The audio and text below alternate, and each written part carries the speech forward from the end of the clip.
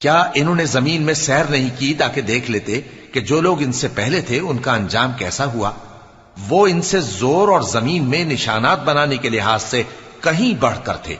तो अल्लाह ने उनको उनके गुनाहों के सबब पकड़ लिया और उनको अल्लाह के अजाब से कोई भी बचाने वाला न था। यह इसलिए कि उनके पास पैगंबर खुली दलीलें लाते थे तो वो कुफ्र करते थे। सो अल्लाह ने उनको पकड़ लिया। बेशक वो साहिब कुव्वत है, सख्त अजाब देने वाला है। और हमने मूसा को अपनी निशानियां और दलीलें रोशन देकर भेजा, यानी फिरौन और हामान और कारून की तरफ। तो उन लोगों ने कहा कि यह तो जादूगर है, झूठा। गरज जब वो उनके पास हमारी तरफ से हक लेकर पहुंचे तो वो कहने लगे कि जो लोग इसके साथ अल्लाह पर ईमान लाए हैं उनके बेटों को कत्ल कर दो और बेटियों को जिंदा रहने दो।